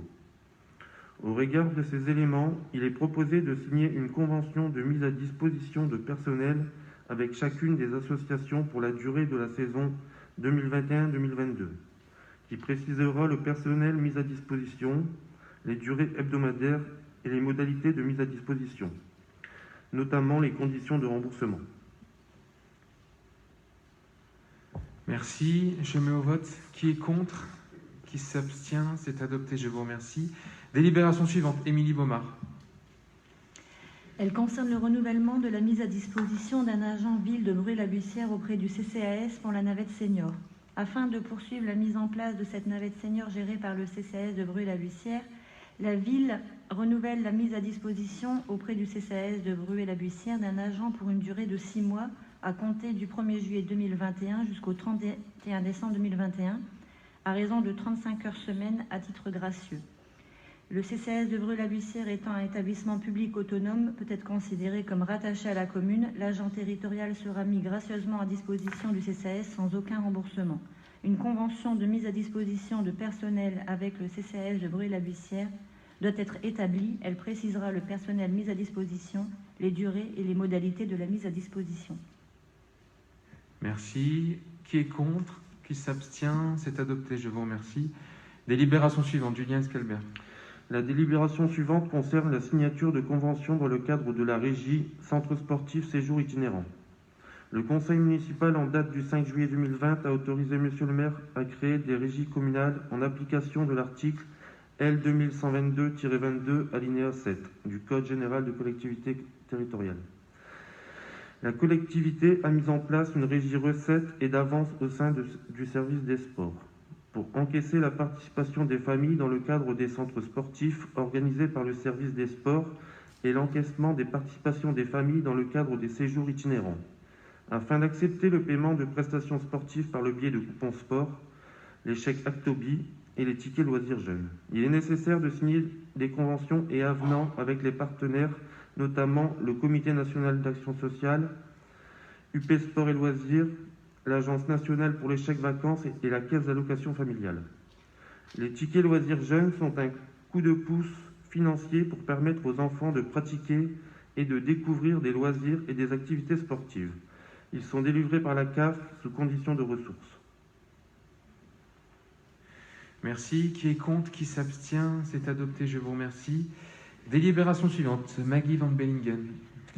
Bonjour à tous et à toutes. Donc, cette délibération porte sur une prestation d'action sociale en faveur du personnel des collectivités territoriales avec une allocation aux parents d'enfants handicapés de moins de 20 ans. En conséquence, en application de l'article 88-1 de la loi numéro 34-53 du 26 janvier 1984, portant sur les dispositions statutaires relatives à la fonction publique territoriale, il est proposé d'instaurer une prestation d'action sociale, à savoir l'allocation aux parents d'enfants handicapés. Cette prestation étant facultative, l'agent doit en faire la demande auprès de sa collectivité par simple courrier. Elle peut être versée aux agents communaux titulaires et stagiaires, mais également aux agents non titulaires de droit privé s'ils justifient d'une présence au sein des services de la ville d'au moins 6 mois. Son montant pour 2021 s'élève à 167,06 €, sans condition de ressources. Elle est versée mensuellement jusqu'à l'expiration du mois anniversaire des 20 ans. Et elle est revalorisée régulièrement par voie de circulaire. Merci. Je mets au vote. Qui est contre? Qui s'abstient? C'est adopté. Je vous remercie. Délibération suivante. Robert Mille. Oui, bonjour à toutes et à tous. Cette délibération concerne la modification du règlement intérieur de la médiathèque. Donc, dans le cadre de l'intégration de la ludothèque du CCAS à la médiathèque Marcel Bacheux, il convient de modifier le règlement intérieur afin de permettre les conditions d'accueil et de prêt des jeux et jouets au sein de l'espace ludothèque. La modification du règlement intérieur prévoit la gratuité de la consultation et de l'utilisation des jeux sur place, le prêt possible de 2 jeux pour un abonnement individuel et de 3 jeux pour un abonnement collectif pour une durée de 3 semaines. Le règlement est joint en annexe. Merci. Qui est contre? Qui s'abstient? C'est adopté. Je vous remercie. Délibération suivante. Julien Escalbert. La délibération suivante concerne les Foulées du Bruisy 2021 et la signature d'une convention de partenariat. Initialement prévu en avril 2021 et suite à la crise sanitaire, il avait été décidé de reporter la manifestation des Foulées du Bruisy. La ville de Bruay-la-Buissière, Artois Athlétisme, l'Office de la jeunesse et la communauté d'agglomération Artois-Lys-Romane ont donc reporté cette 27e édition au samedi 18 septembre 2021. Cette manifestation se déroulera sur le territoire de la commune de Bruay-la-Buissière et comprendra différentes courses, reprises par catégorie en fonction de l'année de naissance des participants. Il est nécessaire d'établir une convention de partenariat qui déterminera les conditions dans lesquelles la ville, l'association Artois Athlétisme, l'Office de la jeunesse, la communauté d'agglomération Artois-Lys-Romane organisent et assument certaines obligations en rapport avec la manifestation. Merci. Je mets au vote. Qui est contre? Qui s'abstient? C'est adopté. Je vous remercie. Délibération suivante. Thierry Frappé. La délibération suivante porte sur la taxe communale sur la consommation finale d'électricité et en fixant le reversement à la commune d'une fraction du produit de cette taxe perçue par la Fédération départementale d'énergie du Pas-de-Calais, la FDE 62. La FDE 62 perçoit en lieu et place de notre commune la taxe communale sur la consommation finale d'électricité et reverse trimestriellement le produit de cette taxe moins les frais de gestion et de contrôle ainsi qu'une participation au fonds SEV, soit un mandatement à hauteur jusque maintenant de 97%. Depuis ces dernières années, les actions de la maîtrise de l'énergie concernant la rénovation énergétique des bâtiments se sont considérablement développées. Pour ce faire, le conseil d'administration de la FDE a décidé de modifier les modalités de reversement de produits de cette taxe dans des conditions et limites prévues à l'article L5212-24 du CGCT et a fixé à 5% la fraction du produit de la taxe qui sera perçue et conservée par la FDE 62 afin de couvrir les dépenses engagées de manière suivante: 1% pour le contrôle de la taxe, 1% pour les frais de gestion, perception, reversement, 1% pour la constitution d'un fonds dédié aux actions MDE pour l'éclairage public et 2% pour la constitution d'un fonds dédié aux actions MDE pour les générateurs de bâtiments. La fraction du produit de la taxe perçue par la FDE 62 et reversée à la commune sera donc de 95%. Il est nécessaire de prendre une délibération pour acter les nouvelles dispositions et de signer un avenant à la convention actuelle. Merci. Monsieur Prudhomme. Deux questions, plutôt une question d'abord à Monsieur Frappé. Est-ce qu'il est assez logique que 2/5 de la taxe aille au contrôle et à la gestion du coût de fonctionnement? Ça me fait penser à la FAO qui est à 70% de son budget, pas loin, qui est consacré à la gestion administrative. Ça me paraît ahurissant, M. le Premier adjoint. Mais ceci étant, pourquoi pas. Si les montants sont très faibles, on pourrait comprendre. Mais si les montants sont conséquents, puisque là on a des taux, on n'a pas de valeur absolue. Il faudrait les connaître. Mais avec l'ère de l'informatique, avec la technicisation des contrôles, 2/5 en contrôle et gestion, ça me paraît faramineux, je vous le dis comme je le pense.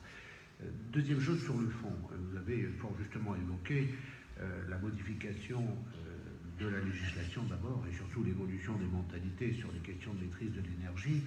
Je voudrais savoir si, compte tenu de l'état du patrimoine de Béthune, de Bruay en termes de bâtiments communaux, municipaux, s'il y a une véritable politique lors des nouvelles constructions, lors des rénovations, etc., qui vise à l'obsession de l'économie d'énergie et à l'obsession d'autonomisation future des bâtiments en termes de production et de consommation d'énergie. Ça me semble fondamental. Alors bien sûr, ça participe d'une politique plus générale, qui va de l'urbanisme jusqu'à la gestion des budgets. On peut investir ce qu'on a comme capacité d'investissement, bien évidemment. Mais est-ce qu'il y a une véritable réflexion? Est-ce qu'il y a un élargissement des études relatives à ces questions, à des tas d'actions, l'action des relations avec les promoteurs dans les constructions pour l'autonomisation, les bâtiments à faible consommation énergétique, etc., etc.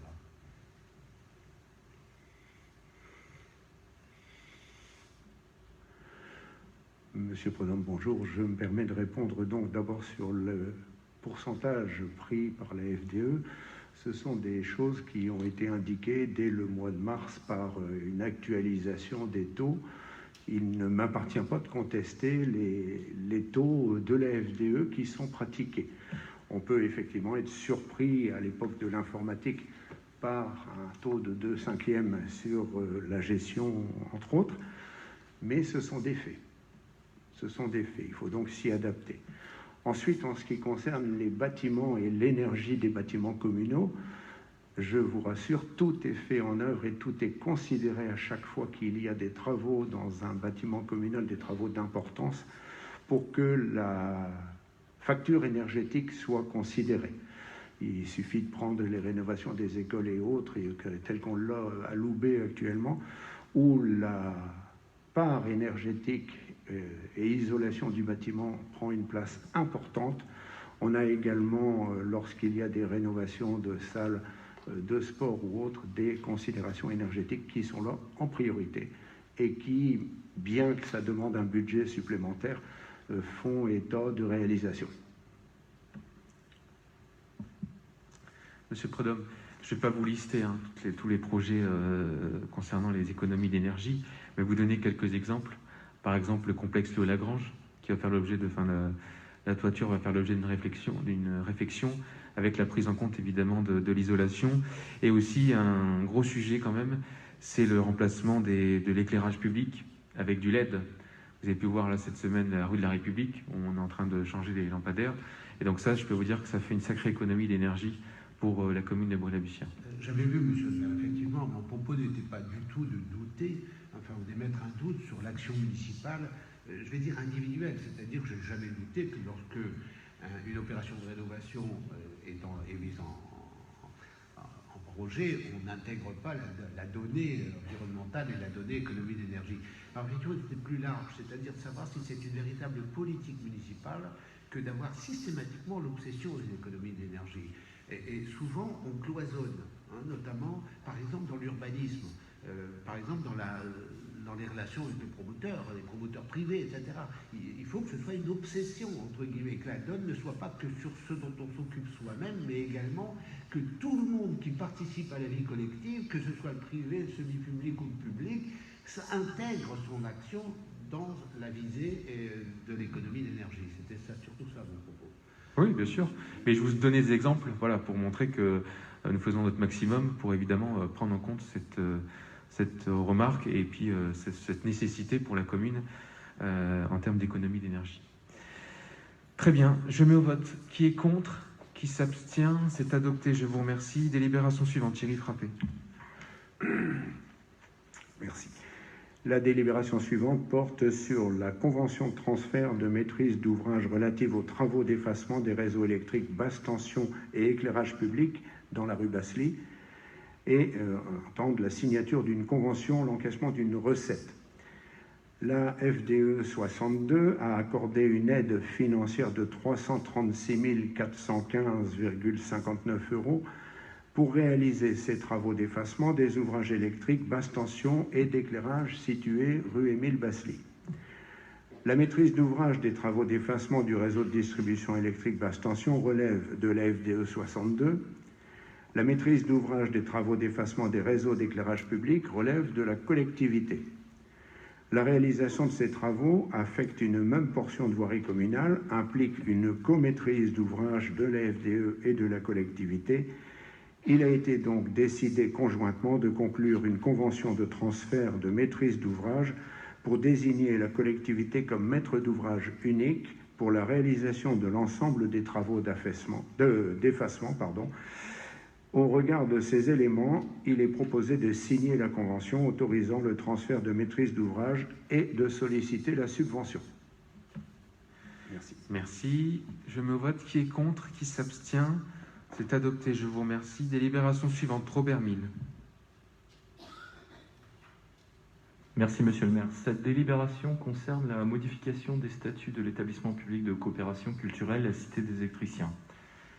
Par délibération en date du 27 mai 2021, le conseil d'administration s'est prononcé pour la modification des statuts de l'EPCC Cité des Électriciens.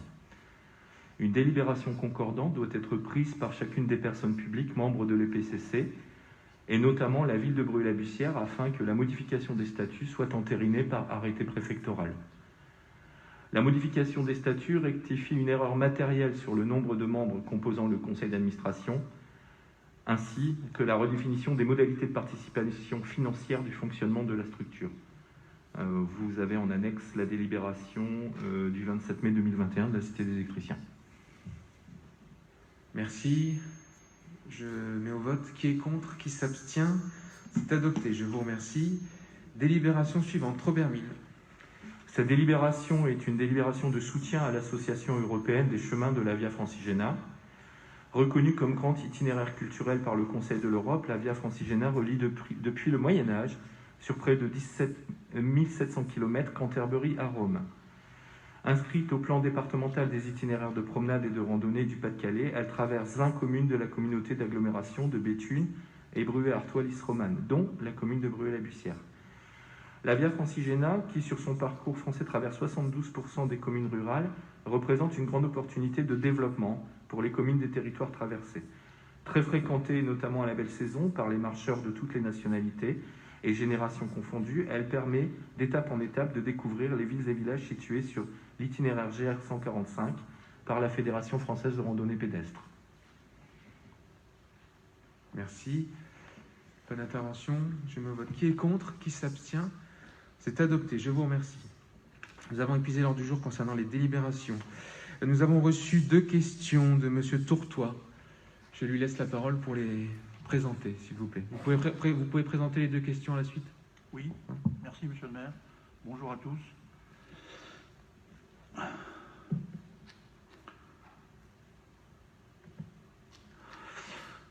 La première question a été rédigée comme suit. Suite aux différentes déclarations et mesures prises à l'égard des personnels sans passage au comité technique, des services et des élus de la commune associée de la Bussière, nous sollicitons de votre part d'informer précisément les citoyens des prérogatives et rôles qui sont désormais dévolus à l'équipe de ces élus, et notamment ceux de Madame la maire de la commune associée. La deuxième question est la suivante. Des habitants du quartier des Terrasses s'interrogent à propos de la non-réouverture de la mairie annexe de la salle d'Amiens et ont eu vent de rumeurs selon lesquelles cette mairie annexe serait supprimée. Nous vous demandons de porter à la connaissance des habitants de la ville les orientations, voire les décisions en cours concernant cette mairie annexe des Terrasses et les autres annexes de la mairie au sein des différents quartiers. À noter que la salle d'Amiens a bénéficié récemment de travaux de rénovation financés au titre de l'accès aux services publics de proximité. Merci, Monsieur le maire. Merci, je vais être un peu long, mais je vais répondre précisément à ces 2 questions. Alors, Monsieur Tourtois, je vous remercie pour votre question qui a le mérite de la transparence. Néanmoins, je pense que vous auriez dû consulter vos amis d'hier ou d'aujourd'hui, je ne sais pas vraiment, afin d'éviter de les mettre dans une situation délicate et sous le coup de la loi. Madame Isabelle Dudilieu, après avoir fait son sketch dans la presse, a déclaré qu'en réalité, il n'y avait pas de sujet, que c'était déjà comme ça. Il s'agissait pour moi d'une certaine sagesse. Il y a des vérités qui ne sont pas bonnes à dire en public. Néanmoins, je vais vous répondre en toute clarté et de manière exhaustive. Déjà vous dire qu'à mon arrivée à la tête de notre ville, j'ai découvert un rapport juridique commandé par Alain Wacheux en 2014-2015, car déjà à l'époque, M. Wacheux considérait que le maire délégué de la commune associée, M. Bernard Caillot, outrepassait ses droits et prérogatives et qu'il y avait une réelle fragilité juridique. J'ai déjà lu par le passé un courrier au sein de ce conseil municipal. Lors de mon élection, Isabelle Dudilieu signait l'ensemble de ces courriers avec la mention maire de la Bussière et non maire délégué de la commune associée. En octobre dernier, après un courrier, j'évoquais ce sujet devant la représentation municipale. De là, des adjoints délégués au maire ont utilisé des agents municipaux de Bruay-la-Bussière pour rédiger contre le maire de la ville une pétition à destination des habitants. J'aurais pu, c'est vrai, Monsieur Tourtois, exiger des sanctions exemplaires à l'encontre des agents concernés, qui ont failli à leur devoir de neutralité et surtout de fidélité envers leur employeur, c'est-à-dire la ville de Bruay-la-Bussière. Ça n'a pas été mon choix, parce que pour moi, il s'agissait avant tout d'une demande du politique. Dès lors, j'ai demandé une analyse complète du fonctionnement de notre ville auprès des services de l'État. Pas moins, Monsieur Tourtois, de 40 courriers, dont certains faisant plus de 30 pages, ont été envoyés pour essayer de comprendre le fonctionnement de notre ville, de comprendre là où un jour les élus avaient décidé de mettre en place un système qui déviait les lois de la République. Les bras m'en sont tombés, Monsieur Tourtois, lorsque j'ai appris que quelques jours avant les élections municipales, les fiches de poste des agents situés en mairie annexe de la Bussière avaient été modifiées. Entre janvier et mars 2020, j'ai donc demandé à la direction des ressources humaines de me sortir les fiches de poste précédentes. Un détail avait attiré mon attention. Dans les fiches de poste de 2018, un poste de directeur général des services de la Bussière existait. Dans les fiches de poste de 2020, ce poste était remplacé par directeur des services de la Bussière. Vous ne pouvez m'empêcher de penser que si le terme de général a été supprimé, c'est parce que les élus avaient été informés de cette irrégularité. Néanmoins, ce qui m'a choqué davantage, c'est de voir que Bernard Caillot, maire délégué à l'époque de la commune associée, convoquait par lui-même les agents de notre ville pour les évaluer, avec toujours la mention maire de la Bussière. Il ne vous aura pas échappé que la réponse du préfet du département est sans appel, sans interprétation possible. L'autorité territoriale est représentée uniquement par le maire de la commune de Bruay-la-Bussière. Conformément à l'article 2 du décret du 30 décembre 1987, année de la fusion, rien de très nouveau, Monsieur Tourtois. Une commune ne peut disposer que d'un seul poste de directeur des services, qu'il soit directeur général ou non. Le maire a seul la qualité d'autorité territoriale.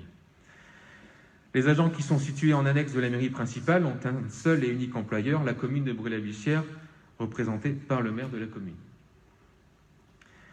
Ces lois, Monsieur Tourtois, existent depuis plus de 25 ans. Elles n'ont jamais changé. Elles ont toujours été les mêmes. Alors oui, la question que l'on doit se poser est comment les élus de l'époque, qui étaient en place, qui pour certains étaient même présidents du centre de gestion de la fonction publique territoriale, ont mis en place ou du moins laissé perdurer une organisation non conforme, pour ne pas dire illégale. La question que je vous pose, Monsieur Tourtois, elle est simple. C'est comment les élus ont pu laisser perdurer ce système pendant tant d'années à Bruay-la-Bussière. Quand je lis de la part de votre camarade, Madame Isabelle Dudilieu, qu'il y a désormais un nivellement des services par le bas, tenir ces propos, c'est attaquer et décrédibiliser l'ensemble de nos agents municipaux qui ont le sens du service public, qui travaillent avec passion et détermination pour l'intérêt général. Je ne laisserai personne les attaquer de la sorte publiquement. Je réaffirme devant la représentation municipale mon soutien le plus total, sans aucune ambiguïté. Concernant le point de la consultation du comité technique, le comité technique est consulté dans le cadre légal de la loi. Ça a notamment été le cas pour la suppression de la section du centre d'action sociale de la commune associée avec un avis favorable, je rappelle, à l'unanimité. Le comité technique est également consulté pour l'organisation et le fonctionnement des services.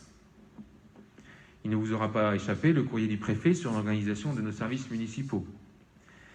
Il nous a donc fallu, face à cette injonction, que nous sachions inévitablement réaliser une forme de décentralisation immédiate. Nous sommes actuellement en phase transitoire pour envisager peut-être une éventuelle réorganisation qui serait, dans ce cas, présentée au comité technique le cas échéant. Les agents et personnels qui agissent ou agissaient sur le territoire de la commune associée ont été régulièrement consultés dans le cadre du dialogue social qui existe dans notre collectivité. Cela avec deux priorités. Respecter la loi, qui est un impératif non négociable, et dans le respect absolu des cadres d'emploi de chacun, avec un objectif visé avec un cadre de travail homogène et une équité dans les missions confiées à l'ensemble des agents de notre collectivité territoriale. Également, il fallait, Monsieur Tourtois, séparer le fonctionnement des services et le rôle des membres du conseil communal consultatif. Sur votre dernier point, vous m'invitez à informer précisément les citoyens des prérogatives qui sont dévolues au conseil consultatif de la commune associée. Ils sont identiques depuis 1996 ou depuis 2002 pour d'autres. En réalité, depuis l'instauration du Code général des collectivités territoriales, en lieu et place du Code des communes. Là aussi, Monsieur Tourtois, j'ai lu beaucoup de choses de la part de vos amis. Isabelle Dudilieu est toujours officier d'état civil. Néanmoins, il ne vous aura pas échappé qu'elle a annoncé publiquement être en désaccord avec le maire de la commune. Comme je lui ai indiqué par courrier, en de telles circonstances, je me dois d'appliquer la circulaire du ministère de l'Intérieur qui rappelle qu'en cas de désaccord entre le maire de la commune et le maire délégué, il y a une prééminence du maire de la commune et de son conseil municipal. J'ai entendu dire également, Monsieur Tourtois, que nous empêchions Isabelle Dudilieu de porter l'écharpe tricolore. C'est faux, Isabelle Dudilieu ne dispose pas de la faculté de porter l'écharpe de maire, uniquement les maires de plein exercice le peuvent. Un maire délégué n'est pas un maire de plein exercice. Également, l'écharpe tricolore à franges d'argent peut être portée par le maire délégué et ses adjoints délégués dans le cadre de leur mission d'état civil et pour le maire délégué d'officier de police judiciaire dans le cadre des sommations. Là encore, le maire de la commune fusionnée a une prééminence. En conclusion, le conseil consultatif, que vos amis appellent le conseil communal, a essentiellement un pouvoir d'avis, et ce depuis tout le temps. Je tiens à vous rappeler qu'au moment de la fusion, le maire délégué était élu par le conseil municipal et qu'une commission consultative était également constituée au sein du conseil municipal. Ce n'est que 2 ans après la fusion, alors que Serge Janquin était devenu maire, que le conseil municipal a décidé de créer un conseil consultatif, élu donc sur les territoires de la commune associée. À tout moment, le conseil municipal peut décider de supprimer ce conseil consultatif et d'élire au sein du conseil municipal le maire délégué sans aucune incidence sur la commune associée. Le conseil municipal peut également décider d'appliquer les dispositions des communes déléguées à sa commune associée. Dans ce dernier cas, les fonctions de maire de Bruy-la-Bussière et de maire délégué sont compatibles. Voilà les informations que je suis en mesure de vous apporter. J'ai essayé d'être le plus complet et le plus clair possible. Néanmoins, je me dis, vos propos me dérangent car en réalité, nous ne faisons qu'appliquer la loi et nous pouvons regretter que tel ne fut pas le cas auparavant. Cette semaine, je me suis de nouveau tombé sur la vidéo réalisée par La Voix du Nord avant le premier tour des élections municipales.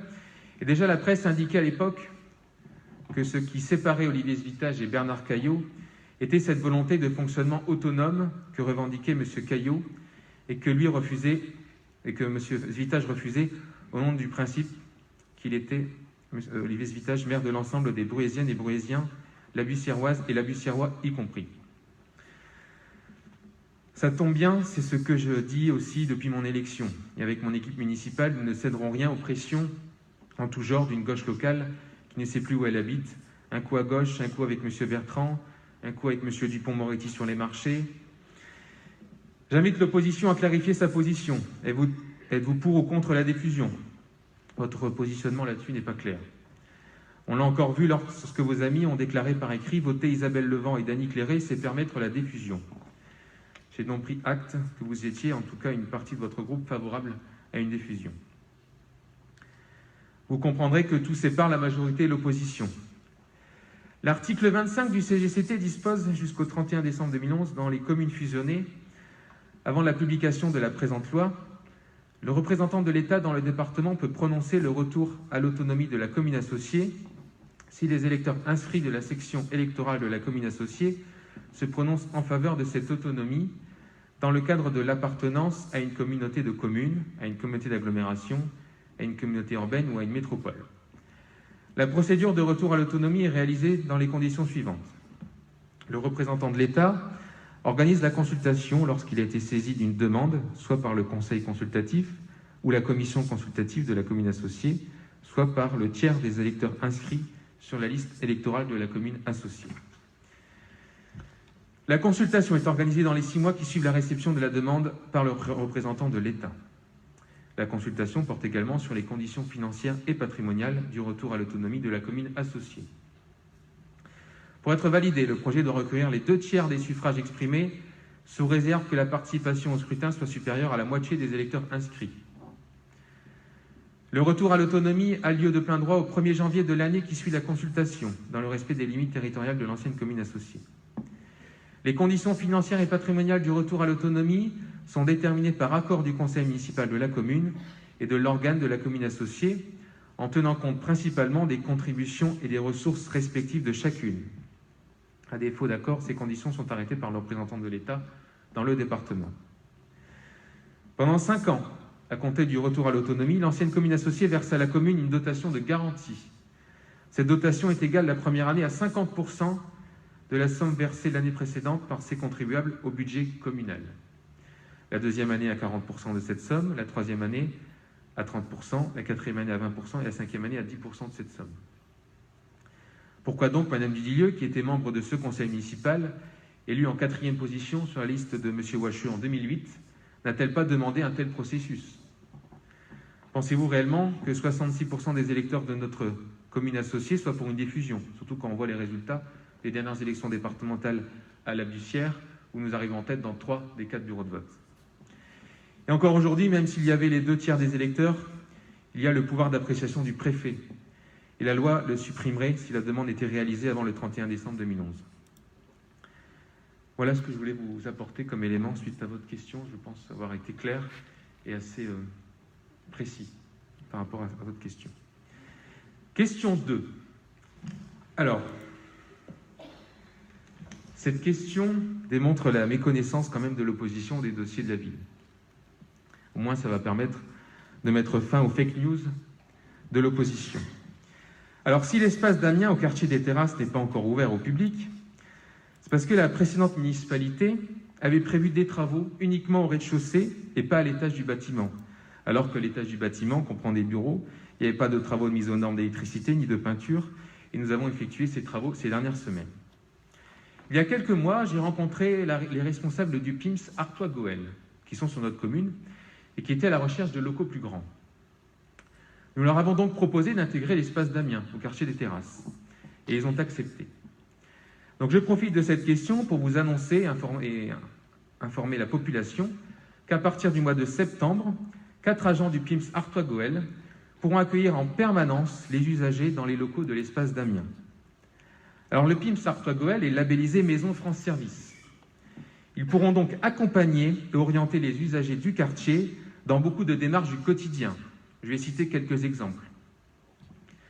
Accompagnement en cas de difficulté de paiement dans des situations contentieuses, c'est-à-dire rédaction de courrier, aide à la complétude de dossiers administratifs, orientation et accompagnement dans les recherches d'emploi et de toute démarche administrative, initiation à l'informatique. Donc pour résumer, ils vont favoriser l'accès aux services publics et améliorer la vie quotidienne des habitants de ce quartier. Et je suis très fier de ce projet d'implantation d'une maison France Service à l'espace d'Amiens, afin de rendre davantage accessible le service public aux habitants du quartier. Nous allons d'ailleurs faire l'inauguration en septembre prochain. Je tiens à préciser aussi que, évidemment, l'espace d'Amiens sera toujours accessible aux associations du quartier qui en feront la demande. Concernant les autres maisons de quartier, elles vivent, comme par exemple l'espace Jean Moulin avec le PRE, ou encore l'espace Willy-Bria avec un agent qui travaille au sein de cette maison de quartier. Voilà les réponses que je voulais vous apporter suite à vos questions. Maintenant, je vais aborder les questions du conseil communal de la Bussière qui ont été inscrites à l'ordre du jour de ce conseil municipal. Alors, première question. à qui a été attribué le véhicule de service qui était alloué au directeur des services de la commune associée de La Bussière? Voilà la réponse que je peux apporter. Bon, déjà, je tiens à rappeler que le conseil consultatif et le maire délégué n'ont aucune prérogative reconnue par la loi en ce qui concerne les services municipaux et leur gestion. Néanmoins, je vais répondre à cette question. Le poste de directeur des services de la commune de La Bussière n'était pas légal et n'avait aucun fondement, car il ne peut pas y avoir deux postes de directeur des services, comme j'ai pu le dire précédemment. Le véhicule a donc été retiré et mis à disposition d'un autre agent de la collectivité pour nécessité de service. L'agent qui occupait ce poste illégal a donc quitté la collectivité en date du 1er juillet 2021. En effet, l'agent a eu une opportunité d'occuper un poste d'encadrement et nous avons souhaité lui laisser cette opportunité en le laissant partir avant le délai de 3 mois. Je le redis, les agents municipaux ne sont pas responsables de certaines dérives qui ont pu avoir lieu sur le territoire municipal. Les responsables, ce sont les élus qui ont mis en place ce système et l'ont laissé perdurer en toute connaissance de cause. Question 2. Les élus du conseil communal ont proposé des solutions pour sécuriser la ruelle du Herlin. Qu'envisagez-vous sur ce dossier? D'abord, vous dire que c'est un dossier qui traîne depuis 8 ans. Pour avoir eu plusieurs riverains de cette rue au téléphone, c'est un dossier qui ne date pas de notre élection. Qu'est-ce que nous avons fait? Nous avons créé plusieurs dodanes afin de casser la vitesse et mis en place des potelets afin d'éviter le passage de camions sur cet axe pour un coût de 9 000 €. Question 3. Le projet de classe de découverte a été déposé en mairie de Bruy-la-Bussière par une école de la commune associée de La Bussière en partenariat avec une école de Bruy-la-Bussière. Pouvez-vous apporter des précisions quant à votre non-réponse? D'abord, après vérification auprès de nos services, aucune demande de classe de découverte n'a été déposée en mairie principale par une école située sur le territoire de la commune associée pour l'année 2020-2021. Nous avons eu une seule demande en date du 3 février concernant une classe de mer de la part de l'école Marmottan, projet qui n'a pas pu voir le jour en raison de la crise sanitaire. J'invite donc le conseil communal à apporter davantage de précisions à l'avenir et notamment de citer le nom des établissements scolaires, ce qui nous permettra de nous mettre en relation avec les directeurs d'école, le cas échéant. Question 4. En raison du contexte sanitaire, les classes de neige 2021 ont été annulées. Vous avez pris la décision d'allouer la somme de 10 000 € par classe concernée sans tenir compte de l'avis des élus de la commune associée et avez envoyé un courrier au directeur d'école. Maintenez-vous votre position pour les écoles de la commune associée de La Bussière? D'abord, je tiens à dire que Madame Dudilieu a en effet fait des propositions à certaines directions d'école refusées par les conseils d'école. Je maintiens donc ma position qui a été la même pour l'ensemble des écoles de notre commune sans aucune distinction. Il n'était pas question de faire des économies sur le dos des enfants. Donc j'invite Madame Dudilieu à revoir le Code général des collectivités territoriales. Il n'y a qu'une seule collectivité territoriale depuis l'arrêté du 9 février 1987. Madame Dudilieu fait référence à une délibération du 6 avril 1987 prenant fin au renouvellement suivant. Cette délibération n'est donc pas applicable sur les territoires de la commune ni en 2020. Question suivante. Comment justifiez-vous le versement d'une somme arbitraire de 10 000 € directement aux coopératives sans projet pédagogique prédéfini et sans contrôle des dépenses et recettes de cette somme par la commune? Alors bon, j'ai envie de dire qu'on tourne en rond. Je justifie cette décision politique par le fait qu'aucune génération ne doit être sacrifiée. Les parents bénévoles qui s'investissent pour construire des projets pour les enfants apprécieront cette question. Évidemment que nous travaillons en lien avec les coopératives scolaires. Heureusement qu'on leur laisse une autonomie pour ne pas faire d'ingérence et être en adéquation avec les projets d'établissement. Je réaffirme au nom de la majorité municipale, et je pense pouvoir le dire, au nom de l'ensemble de la représentation municipale, ma reconnaissance aux parents qui s'investissent dans nos écoles et qui permettent par leur action une cohésion au sein des écoles de notre ville. Je n'ai aucun doute que l'argent de notre ville bénéficie aujourd'hui et bénéficiera demain aux enfants de Bruy-la-Bussière. Je ne laisserai pas dire tout et n'importe quoi. Nous aurions pu aussi garder l'argent, nous avons fait le choix inverse en versant cette subvention aux coopératives scolaires. Que devient le budget des classes de neige d'environ 30 000 € pour les 2 écoles de La Bussière retirées de la dotation de fonctionnement de la commune associée? D'abord dire que cet argent n'aurait jamais dû se retrouver sur l'état spécial de la commune associée de La Bussière. En effet, le conseil consultatif n'a sur ce mandat ni le précédent de compétences en la matière. Je précise que quand bien même, à compter du moment où la prestation n'a pas eu lieu, que cet argent provient du compte de la commune de Bruy-la-Bussière. Il est normal que cet argent soit réaffecté à des projets, à des dépenses qui ont lieu qui était nécessaire pour les Brouésiennes et Brouésiens, de tous nos habitants sans distinction. Par ailleurs, ce montant qui était indiqué dans la question n'est pas réaliste car il faut retirer la participation des parents aux classes des neiges.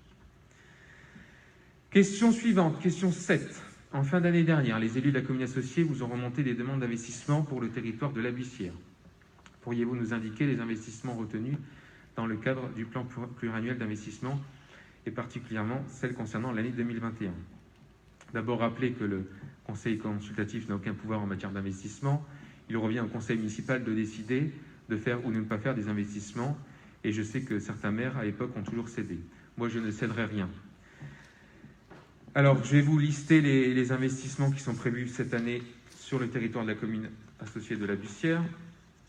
Tout d'abord, l'accessibilité en termes concernant les personnes à mobilité réduite au manoir de Bayancourt, au stade Vélodrome. Donc 6 700 €, stade Vélodrome 9 200 €, manoir de Bayancourt 3 200 €.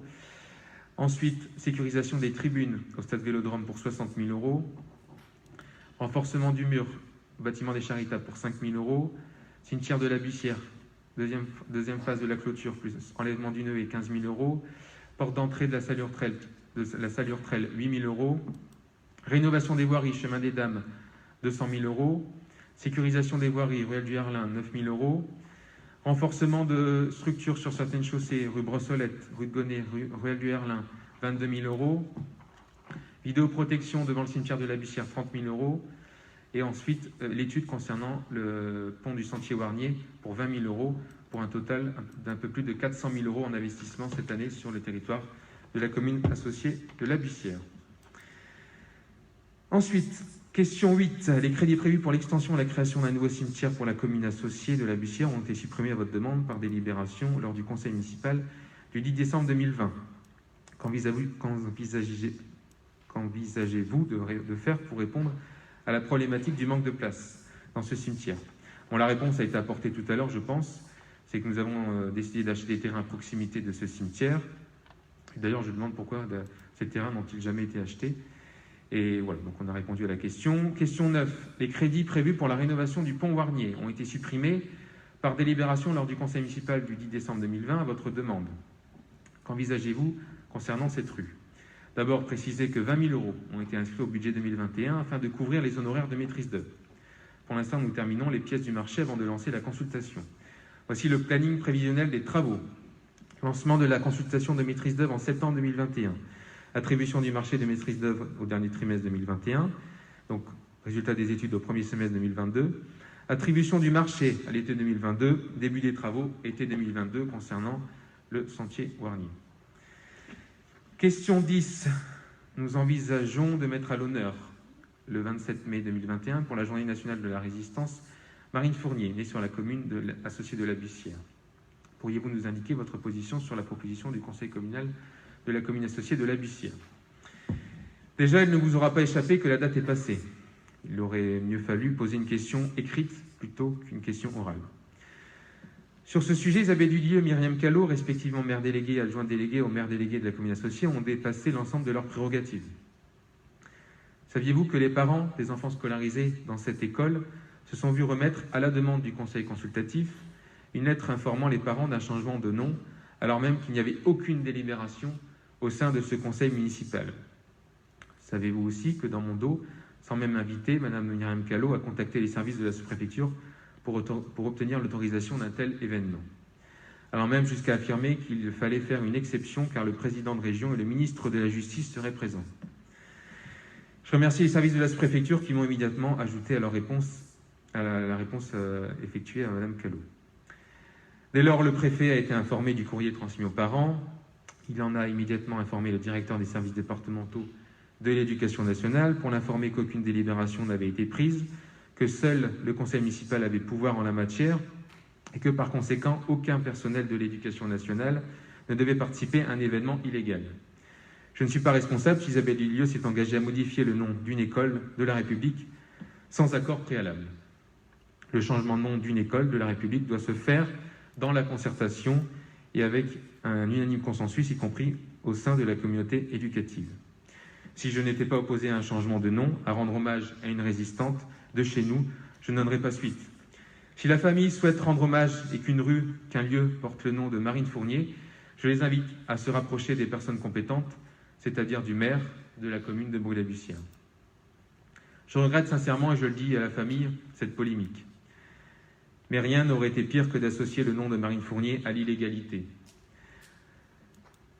Déjà, la courtoisie républicaine aurait été d'inviter le maire de la commune, le conseil municipal, la députée de la circonscription avant d'inviter des élus extérieurs au territoire. J'ai oublié la députée de la République En Marche, Madame Marguerite Despreaux-de-Berg, extérieure pourtant à la circonscription, qui a, elle, été invitée en expliquant que quelqu'un de la famille est responsable de X ou Y sujet au sein de la République En Marche.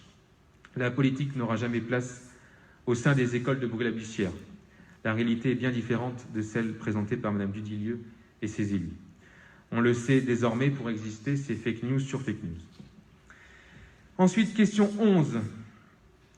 Les élus de la commune associée ont travaillé sur le dossier d'un marché hebdomadaire et d'un marché bio une fois par mois. Quand comptez-vous nous faire une réponse, sachant qu'au début de la démarche, vous avez répondu y être favorable? Nous sommes en effet favorables à un marché qualitatif avec des commerçants variés, offrant un large panel de produits locaux et frais. Nous invitons Madame Dudilieu à renvoyer les commerçants impatients vers mon cabinet, car à ce jour, personne ne s'est bousculé au portillon. L'organisation d'un tel marché ne pourrait être organisée que par la commune de Brûle-la-Bussière et non par le conseil consultatif. Voilà. Nous avons épuisé l'ordre du jour de ce conseil municipal. Oui, monsieur Lessieux. Juste deux petites remarques. Alors, ça concerne les questions qui ont été transmises au nom du groupe par monsieur Tourtois. Juste, bon, c'est évident que quand on pose des questions, c'est pas simplement pour nous les élus, c'est aussi pour les citoyens et les éléments de réponse. Je pense notamment à la mairie annexe du quartier des Terrasses. Certains s'inquiétaient. Il était tout à fait, plutôt que de laisser courir la rumeur, vous avez aujourd'hui précisé les choses et c'est tant mieux. Ça sert aussi à ça, un conseil municipal. Moi, je voudrais juste dire deux choses. Vous avez posé une question. Que pensons-nous de ce qui se passait avant? Monsieur le maire, avec toute la courtoisie qui doit accompagner ma remarque à votre égard, je vous invite à poser la question aux anciens maires. C'est pas parce qu'aujourd'hui nous sommes ici dans le groupe d'opposition qu'on doit porter toutes les responsabilités de ce qui s'est passé par le passé. Je suis désolé. Moi, j'ai jamais été maire de la Bussière, j'ai jamais été maire de Brûle-la-Bussière. J'ai appartenu à la précédente municipalité, certes, mais nous n'avons pas à assumer à chaque fois tout ce qui s'est passé. S'il y avait des irrégularités, des illégalités, eh bien, dont acte. Mais on peut pas, vous ne pouvez pas à chaque conseil municipal nous adresser, entre guillemets, sur ce qui s'est passé. Et puis, je voudrais vous dire, il y avait des élus de l'opposition dans la précédente majorité du Front National. Ils ne se sont jamais insurgés, ils ne se sont jamais rebellés. Ils n'ont jamais mis le doigt sur ce qui dysfonctionnait normalement. Enfin, si c'était si flagrant, ils auraient pu aussi lever la main pour dire « Attention, ce que vous faites n'est pas légal ». Donc moi, je vous invite à vous adresser à M. Caillot, à Mme Dudilieu, à M. Zvitage, à M. Wacheux, à M. Janquin. Ils vous apporteront les éléments de réponse. Ce sont eux les mieux placés. Pas nous. Pas nous. Voilà. Et dernier point, vous m'interrogez sur ma position. Je vous l'ai déjà donné, moi. Je suis défavorable à la diffusion. Je vous l'ai déjà dit, moi, je suis pour le schéma actuel de la commune fusion-association. Et je vous avais dit à l'époque que j'étais en revanche favorable à ce que cette consultation se fasse et que nous laissons le champ de la démocratie s'opérer. Voilà, mais à titre personnel, et après mes collègues diront ce qu'ils veulent, à titre personnel, moi je suis contre la diffusion. Voilà. Merci, monsieur le maire. Très bien, merci. Je ne vais pas prolonger le débat. Juste rappeler, vous étiez sur la liste de Bernard Caillot aux élections municipales, vous étiez adjoint de la présente municipalité, donc il faut assumer le bilan. Enfin, voilà, donc il ne faut pas dire, il faut aller voir M. Caillot, il faut aller voir M. Zvitage, vous étiez élu de la présente municipalité, vous avez un bilan, et vous étiez en plus adjoint au maire, donc il faut assumer aussi ce bilan. Concernant les questions, il y a aussi des commissions pour répondre à certaines questions.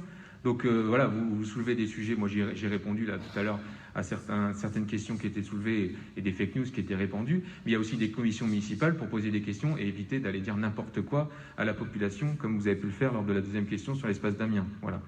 Monsieur Prudhomme. On a relayé des inquiétudes. Oui, monsieur le maire, l'échange qui vient d'avoir lieu illustre parfaitement deux choses. La première, c'est que nonobstant l'existence de groupes et de l'appartenance à un groupe, il y a des sujets sur lesquels c'est chaque individu en sa conscience qui résonne. Bon. Monsieur le Sieur vient de se démarquer un petit peu de l'accusation, enfin de s'opposer, et de contrer l'accusation qu'il y aurait une posture de groupe, entre guillemets. Je soutiens. Le sujet de la fusion est tellement sensible que c'est en conscience que chacun des élus, membres du conseil municipal, prendra position. Je m'oppose complètement à ce qu'il soit prétendu qu'il y ait des postures de groupe. Sur le fond, je rejoins assez intellectuellement ce qui a été dit, même si c'est un lieu commun de dire que nous n'avons pas toujours les mêmes positions politiques, entre guillemets. Mais l'intérêt de la diffusion m'échappe un peu. La deuxième chose que je voudrais dire sur le fond, c'est qu'il faut se garder de confondre la forme et le fond. Et quand on regarde, quand on observe la façon dont le débat est lancé, en quelque sorte, il a le mérite d'être lancé, mais l'avancée, c'est qu'il y a des affirmations, il y a un certain nombre de revendications qui sont faites, et on oublie la loi. Vous avez totalement raison de le dire, on oublie la loi. On oublie l'histoire, le passé, et toute action, toute position d'une nation, d'un peuple, d'une population, pour une commune, s'inscrit à l'échelle d'une histoire. Ce qui était vrai il y a 100 ans n'est pas forcément vrai ni pertinent aujourd'hui. Et donc il faut replacer le débat sur la question de l'intérêt. L'intérêt pour la population et pour la collectivité. Or, j'ai l'impression que c'est d'abord une question de forme. Qui a le pouvoir de ceci, qui a le pouvoir de cela, qui prime. Mais le sujet n'est pas celui-là. Le sujet, c'est est-ce qu'il est intéressant ou non pour la population de reprendre sa liberté dans le cadre d'une commune qui retrouverait son autonomie. J'en suis pas convaincu. Et ce débat-là, ce sont les chiffres qui parlent. Est-ce qu'il y a une capacité d'autonomie budgétaire? Est-ce qu'il y aura une voix qui sera entendue de manière plus puissante dans l'intercommunalité?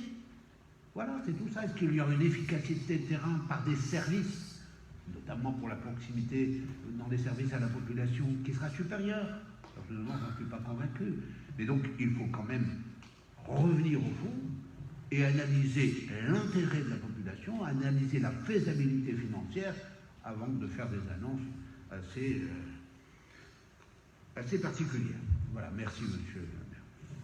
Merci. En tout cas, je suis convaincu que l'intérêt des habitants n'est pas dans une diffusion. Avant de clôturer ce conseil municipal, je tiens à remercier Mathieu Auer pour ses années au sein de notre ville de Brûle-la-Bussière, en tant que directeur général adjoint des services notamment. Je lui souhaite au nom du conseil municipal tous nos vœux de réussite et de succès dans les nouvelles fonctions qui seront les siennes dans une autre collectivité de notre département. Je vous souhaite une bonne journée, un bon week-end et de bonnes vacances. Merci beaucoup.